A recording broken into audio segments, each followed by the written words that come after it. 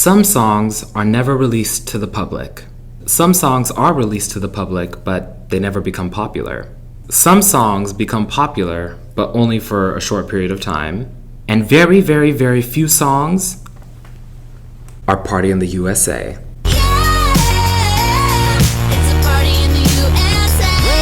From the outside looking in, Party in the USA may just seem like another cookie-cutter pop song from the late 2000s and early 2010s. It's about a party that takes place in the USA.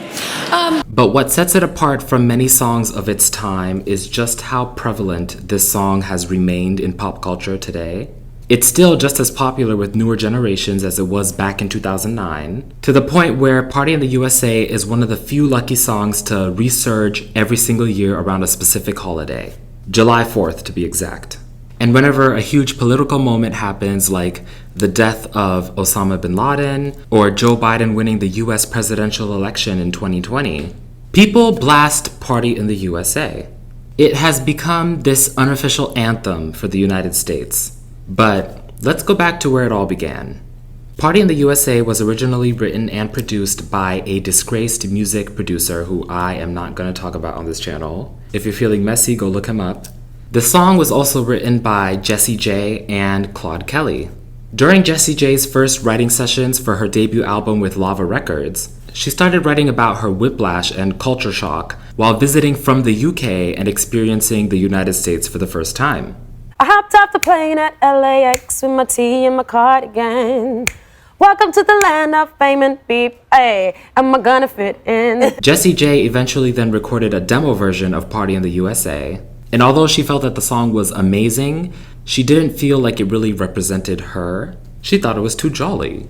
And Jessie J kept writing and recording demos, and her debut single actually ended up being a song called Do It Like a Dude, which was released in 2010, and it's inspired by Rihanna's song, Rude Boy. Now, since Jessie didn't want Party in the USA, the song could have been scrapped and never released to the public at all. That would have been a sad alternate dimension. But fortunately, everyone involved in the making of Party in the USA knew that they had something special on their hands, so they decided to shop the song around to any musicians who were currently in a record cycle and seeking new tracks. And while searching for the perfect candidate who could take this song and potentially turn it into a big hit, the perfect person who was at the perfect moment in their career just so happened to cross their path: Miley Cyrus. Since 2006, Miley Cyrus had been starring in her breakthrough role as Miley Stewart on the very popular Disney Channel original series, Hannah Montana. The show followed a teenage girl named Miley Stewart, who was a normal girl by day, but then at night, she puts on a blonde wig and becomes her alter ego, worldwide pop phenomenon, Hannah Montana. The show ended up becoming a huge worldwide phenomenon. It ran for 4 seasons, it had outstanding TV ratings, #1 box office movies, #1 soundtrack albums on the Billboard 200, a sold-out tour, and a franchise generating over $1 billion. Now, throughout the show's run, Miley had been releasing her own music with an album per year strategy, which proved to be very successful. And although she had #1 albums like Meet Miley Cyrus and Breakout, her early singles such as See You Again and 7 Things were only moderately successful. They were hits, but they weren't mega, massive, undeniable hits, you know? And unfortunately, many people, mostly adults living under a rock at the time, didn't take Miley seriously as an artist.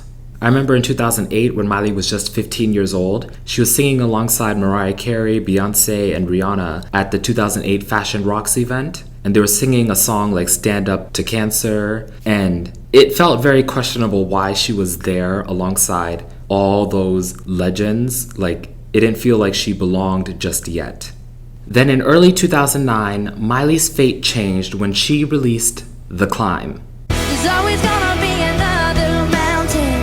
I'm always gonna wanna make it move. The Climb was released as the lead single from the soundtrack to Hannah Montana the movie, which of course was a big #1 successful movie. But the song was the very first Miley song to be embraced by both child and adult audiences alike. It peaked at #4 on the Billboard Hot 100. It's certified over 7 times platinum. And it was the very first Miley song with true cultural staying power and genuine respect. Respect for the lyrics, respect for her vocals, respect for the instrumentation, respect for her performances, everything. The Climb took Miley's career to a new level, perfectly setting the stage for what would come next. In order to capitalize on the success of The Climb, Miley was still sticking to her project per year strategy with the release of the Time of Our Lives EP in August of 2009. This particular EP was intended to coincide with the release of Miley's Walmart clothing line, which she created with Max Azria. And Miley was desperately seeking new songs for the EP when Party in the USA was sent her way. Miley's team accepted the song, then Miley recorded Party in the USA and the Time of Our Lives EP while filming the last episodes of the 3rd season of Hannah Montana and filming the movie The Last Song with Liam Hemsworth. The lyrics to Party in the USA were reworked from Jessie J's transition from the UK to the US to Miley's transition from Nashville to Hollywood, which is a story that has been told many times on Hannah Montana. Then when Party in the USA was finally released as the lead single from the Time of Our Lives EP in August of 2009, nobody could have predicted what would come next. Party in the USA was an instant hit, partially due to The Climb putting more eyes on Miley's music, and also partially due to Miley's controversial debut performance of Party in the USA at the 2009 Teen Choice Awards. Since its release, Party in the USA has been certified over 16 times platinum for selling over 16 million copies in the United States. It debuted and peaked at number 2 on the Billboard Hot 100. It currently has over 2 billion streams on Spotify, and the music video has over 1 billion views on YouTube. Party in the USA is still, to this day, the biggest song ever released by anybody from Disney Channel's in-house record label, Hollywood Records. Party in the USA was the song that transitioned Miley from a Disney star to a bona fide mainstream pop star alongside Katy Perry, Lady Gaga, Kesha, and Rihanna. And Miley was just 16 years old. Yeah, it's a party in the CIA. However, for a long time, Miley has always felt disdain towards Party in the USA. When she was younger, she felt that the song was too commercial sounding and just didn't really represent her.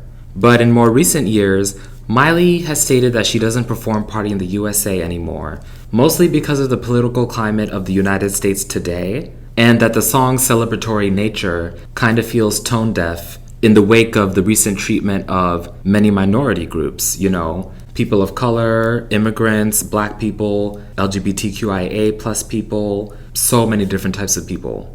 And in hindsight, a white girl singing about partying in the USA with a music video that draws heavily from Southern American culture with like the cowboy boots and cowboy hats, and your music video got American flags everywhere, and there's barely any people of color in the video, and your dad is Miley Cyrus, it can come across as very pro-Confederacy, which if you know Miley is not her at all. She's a happy hippie. And if I can speak from my truth, all I know is that America is not in the best state right now, especially for somebody like me. But this country is still miles ahead above many developing nations across the world where I may not even be alive, Yes, America has so many issues, but I'd rather live here than anywhere else. This truly is the land where dreams are made of. And this Independence Day, this July 4th, I am going to ignore all of the problems in our country just for one day. And I encourage you to come along with me as we all take this one day to party in the USA. Yeah!